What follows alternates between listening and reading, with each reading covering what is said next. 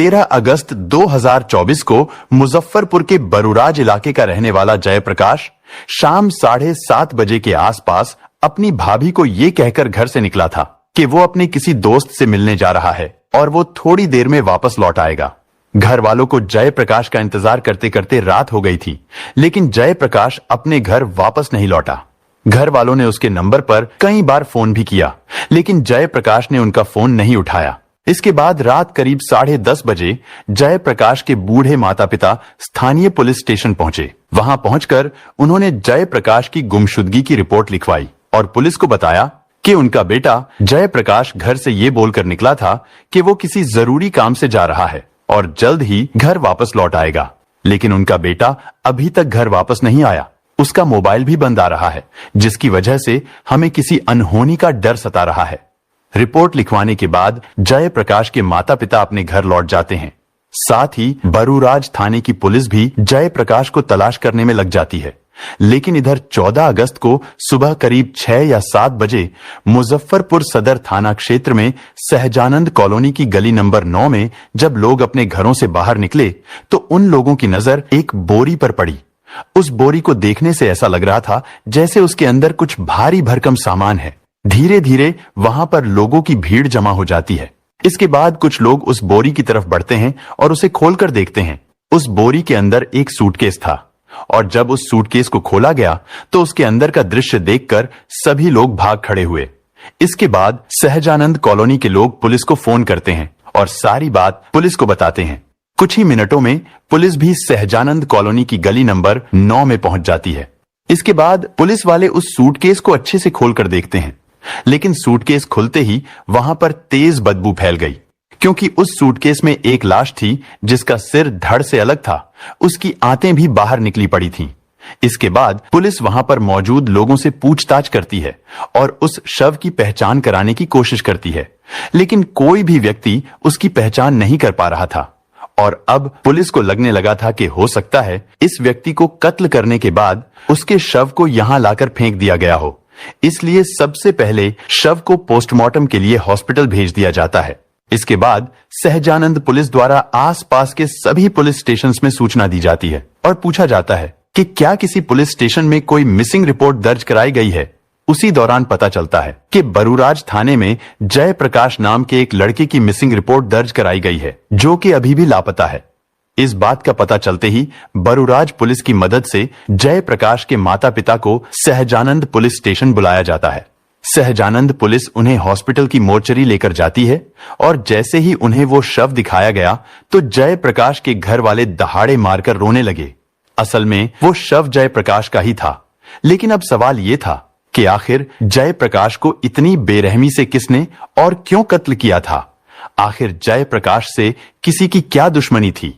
और जब इस बारे में जयप्रकाश के परिवार वालों से पूछताछ की गई तो जयप्रकाश की मां रंभा देवी ने जो बताया उसे सुनकर पुलिस तो क्या, मोहल्ले के लोग भी हैरान रह गए। रंभा देवी ने बताया कि जयप्रकाश उनका सबसे छोटा बेटा था। वो पेशे से इंजीनियर था, जो कि गोवा में एक अच्छी खासी नौकरी कर रहा था। वहीं दूसरी तरफ ललिता नाम की एक लड़की जो सहजानंद अहियापुर में रहती थी, वो रिश्ते में जयप्रकाश की ममेरी बहन की ननंद थी। इसीलिए जयप्रकाश कभी कभी इस रिश्ते के नाते सहजानंद कॉलोनी में ललिता के घर चला जाया करता था। वहां पर अक्सर उन दोनों की मुलाकात हो जाया करती थी और आगे चलकर ये मुलाकातें धीरे धीरे फोन कॉल में बदल गई। वो दोनों एक दूसरे से प्यार करने लगे। फिर 2021 में वो दोनों एक दूसरे के बेहद करीब आ गए और उनके बीच शारीरिक संबंध बनने लगे। लेकिन फिर ललिता बीपीएससी की तैयारी करने के लिए पटना चली गई। वहां वो किराए पर कमरा लेकर रहने लगी और अपनी एग्जाम की तैयारी करने में जुट गई। वहीं जयप्रकाश गोवा में नौकरी करने चला गया था। भले ही वो दोनों अलग अलग शहरों में रहने लगे थे, लेकिन फिर भी उन दोनों की फोन कॉल और वीडियो कॉल पर बातें होती रहती थीं। इसके अलावा बीच बीच में जयप्रकाश गोवा से ललिता को मिलने भी आया करता था और जब वो दोनों अकेले में मिलते थे तो उस समय जयप्रकाश ने ललिता के कुछ आपत्तिजनक फोटो और वीडियो भी बना लिए थे। इधर ललिता भी अब हर महीने जयप्रकाश से पैसों की डिमांड करने लगी थी, जो कि जयप्रकाश पूरा भी कर रहा था। जयप्रकाश ललिता से इतना प्यार करने लगा था कि वो हर महीने अपनी कमाई में से 5,000 रुपए ललिता को उसके निजी खर्च के लिए दिया करता था। उन दोनों में सब कुछ बहुत सही चल रहा था। लेकिन फिर उन दोनों के रिश्ते के बारे में दोनों के ही परिवार वालों को पता चल जाता है। जयप्रकाश अपने घर वालों को साफ साफ कह देता है कि वो ललिता से बहुत प्यार करता है और शादी भी उसी से ही करना चाहता है, क्योंकि जयप्रकाश घर में सबसे छोटा और सबका लाडला था। इसलिए उसके जिद करने पर जयप्रकाश के घर वाले भी मान गए और जब बात ललिता के घर तक पहुंची तो ललिता के परिवार वाले भी इस शादी के लिए मान गए। इसके बाद साल 2023 के लास्ट में एक दिन ललिता के घर वाले उन दोनों की शादी की बात पक्की करने के लिए जयप्रकाश के घर पर आए, लेकिन उस दिन जयप्रकाश के परिवार वाले अपने घर पर नहीं थे। फिर कुछ दिन बाद यानी साल 2024 में अगस्त के महीने में अचानक ललिता अपने प्रेमी जयप्रकाश से कहती है कि मुझसे मिलने के लिए आ जाओ। हालांकि उस समय जयप्रकाश गोवा में अपने काम पर था, लेकिन ललिता के बार बार बुलाने पर वो 13 अगस्त को गोवा से अपने घर आ जाता है और फिर 13 अगस्त को शाम 7:30 बजे के समय जयप्रकाश अपनी भाभी को ये कहकर घर से निकल जाता है कि वो बाजार से सब्जी लेकर आता है। लेकिन सब्जी लेने के लिए घर से निकला जयप्रकाश फिर कभी लौट कर नहीं आया। जयप्रकाश शाम को 7 बजे बोले हमसे कि हम मार्केट जा रहे हैं, मार्केट से आते हैं घूम के भाभी सब्जी लेकर के, फिर आप सब्जी बनाना हम खाएंगे। शाम को गए फिर लेकिन उसके बाद वो वापस नहीं है। और फिर अगले दिन यानी यही वो 14 अगस्त का दिन था जिस दिन सहजानंद पुलिस ने गली नंबर 9 से सूटकेस में बंद एक शव बरामद किया था, जिसके बाद जयप्रकाश के परिवार वाले हॉस्पिटल पहुंचे। पोस्टमार्टम हाउस में सबसे पहले उसका बड़ा भाई और भाभी पहुंचे थे। उन्होंने शव देखते ही तुरंत पहचान लिया था कि वो कोई और नहीं बल्कि उसका भाई जयप्रकाश ही है। लेकिन सवाल अब भी यही था कि आखिर जयप्रकाश को कत्ल किसने किया था। हालांकि शव की शिनाख्त हो जाने के बाद पुलिस तुरंत इस केस की जांच में जुट गई थी। सहजानंद कॉलोनी में जहां से वो शव मिला था, पुलिस उन पड़ोसियों के घर घर जाकर पूछताछ करती है। साथ ही उस इलाके में लगे सीसीटीवी कैमरों को भी चेक किया जाता है। सीसीटीवी फुटेज चेक करने के दौरान पता चलता है कि जिस जगह पर वो सूटकेस मिला था वहां से करीब 100 मीटर की दूरी पर लगे एक सीसीटीवी कैमरे में रात के समय कुछ लोग साइकिल पर एक भारी भरकम बोरी को लेकर जाते हुए दिखाई दे रहे थे। वो 3 लोग थे और फिर थोड़ा आगे जाकर उन्होंने उस बोरी को घटना स्थल पर फेंक दिया था। लेकिन अब प्रॉब्लम ये थी कि उस सीसीटीवी फुटेज में उन लोगों का चेहरा साफ दिखाई नहीं दे रहा था, मगर फिर भी पुलिस खोजबीन करने में लगी हुई थी। इसके बाद जयप्रकाश की कॉल डिटेल्स को भी चेक किया जाता है, क्योंकि हो सकता था घटना वाले दिन वो अपनी भाभी को सब्जी लाने की बात कहकर किसी दोस्त या फिर अपने किसी जानकार से मिलने के लिए चला गया हो और उन्हीं लोगों ने उसका कत्ल कर दिया हो। खैर, जब पुलिस वाले उसकी कॉल रिकॉर्ड को चेक करते हैं तो पता चलता है कि वो तो पिछले काफी दिनों से लगातार ललिता से बातें कर रहा था और घटना वाले दिन यानी 13 अगस्त को घर से जाने के बाद भी उसने ललिता को ही फोन किया था। इसके बाद जब पुलिस जयप्रकाश की मां रंभा देवी के बयान, सीसीटीवी फुटेज और जयप्रकाश की कॉल डिटेल, इन सभी चीजों पर अच्छे से गौर करती है तो पता चलता है कि इस कत्ल के पीछे कोई और नहीं बल्कि ललिता ही है, क्योंकि जयप्रकाश के नंबर पर लास्ट कॉल ललिता ने ही किया था। इसलिए ललिता से पूछताछ करने के लिए पुलिस उनके घर पर पहुंचती है, लेकिन ललिता और उसके परिवार वाले तो पहले ही फरार हो चुके थे।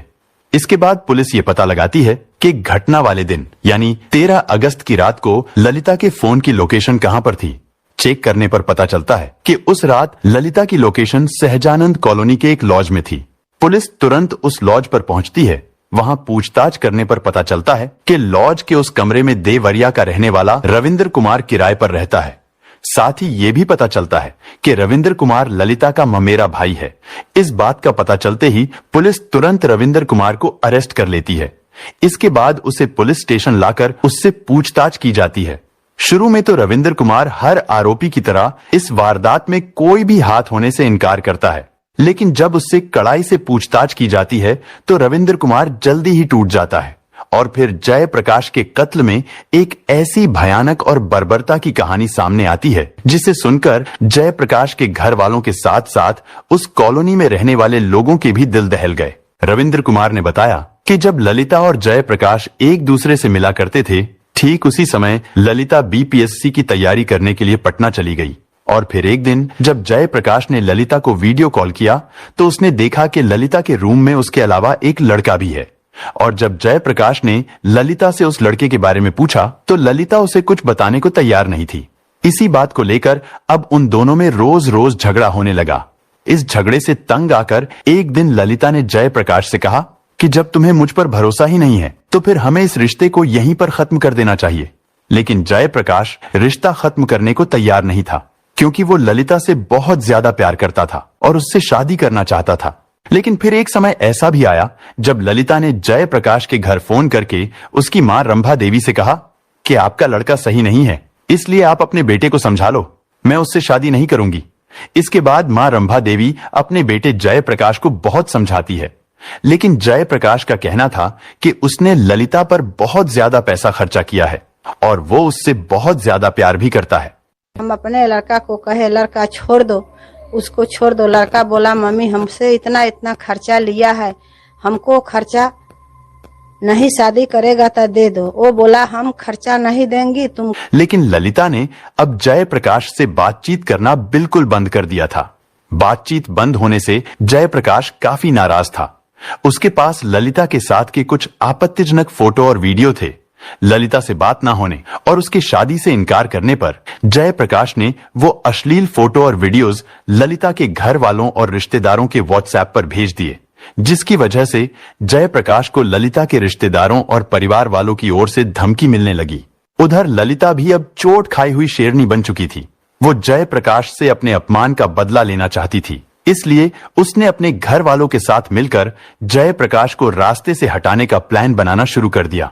पूछताछ के दौरान ललिता के ममेरे भाई रविंद्र कुमार ने पुलिस को बताया कि जयप्रकाश को कत्ल करने के लिए उसकी बहन ललिता लगातार उसे कॉल कर रही थी, लेकिन जयप्रकाश गोवा से अपने घर नहीं आ रहा था। इस पर ललिता जयप्रकाश को शादी का झांसा देने लगी। उसने जयप्रकाश को विश्वास दिलाया कि उसके मुजफ्फरपुर पहुंचते ही वो उससे शादी कर लेगी। हालांकि जयप्रकाश को पहले ही डर था कि उसकी हत्या हो सकती है, लेकिन फिर भी वो ललिता पर भरोसा करके मुजफ्फरपुर आ गया। सबसे पहले वो भगवानपुर में स्थित अपने भाई के किराए वाले मकान पर गया। फिर वहां से वो अपनी प्रेमिका ललिता से मिलने भगवानपुर के ही एक होटल में पहुंचा। वहां पर उन दोनों ने साथ में नाश्ता किया। इसके बाद ललिता ने उसे अपने ममेरे भाई के कमरे पर ले जाने के लिए तैयार कर लिया। उसने जयप्रकाश से कहा कि वहां पर शादी की सारी तैयारियां कर ली गई हैं। इसके बाद वो दोनों ललिता के ममेरे भाई रविंद्र कुमार के कमरे पर पहुंचे। इसी बीच ललिता ने चुपके से फोन करके अपने घर वालों को जयप्रकाश को लेकर रविंद्र कुमार के कमरे पर पहुंचने की जानकारी दे दी। पुलिस के अनुसार ललिता के भाई ने रविंद्र के कमरे पर पहुंचते ही पहले तो चाकू से जयप्रकाश का गला रेता, फिर उसके पेट से अंतड़ियां बाहर निकाल दी। इसके बाद उसके शरीर के कई हिस्सों पर भी वार किए। मुख्य वजह इसमें प्रेम प्रसंग था। प्रेम प्रसंग के दौरान में एक जो मृतक थे उनकी तरह कुछ वीडियो वगैरह बनाया गया था, प्राइवेट वीडियो बनाया गया था और उसको वायरल किया गया था। उसी का बदला लेने के लिए इसकी हत्या की गई है। जयप्रकाश की मौत के बाद कमरे में ही उन सबने मिलकर उसके शव को एक सूटकेस में भरकर उसे एक बोरी में रखा। इसके बाद उन्होंने उस बोरी को साइकिल पर रखकर घटनास्थल से करीब 100 मीटर दूर फेंक दिया। इस मामले में पुलिस ने ललिता के ममेरे भाई रविंद्र महतो को अरेस्ट कर लिया था, लेकिन जयप्रकाश की प्रेमिका ललिता, उसका पिता किशोर महतो, ललिता के सगे भाई रंजीत, संजीत और बहनोई फरार हो गए थे। लेकिन फिर कुछ दिन बाद फरार चल रही ललिता ने कोर्ट में सरेंडर कर दिया था। ललिता के बाद उसके पिता किशोर महतो, उसके दोनों भाइयों और बहनोई ने भी कोर्ट में सरेंडर कर दिया था। ललिता के ममेरे भाई रविंद्र कुमार की निशानदेही पर वारदात में इस्तेमाल किया गया चाकू भी उसके कमरे से ही बरामद कर लिया गया था। इसके बाद उन सभी आरोपियों के दिए गए बयान और सबूतों के आधार पर चार्जशीट तैयार करके उन्हें कोर्ट में पेश किया गया, जहां से उन सभी को जेल भेज दिया गया। दोस्तों, इस घटना को सुनाने का उद्देश्य किसी का दिल दुखाना नहीं है, किसी को परेशान करना नहीं, बल्कि आपको जागरूक करना है, आपको सचेत करना है। दोस्तों, इस पूरी घटना के बारे में आपकी क्या राय है, कमेंट बॉक्स में जरूर बताएं। और अगर हमारी मेहनत पसंद आई हो तो इस वीडियो को लाइक करते हुए शेयर भी करें।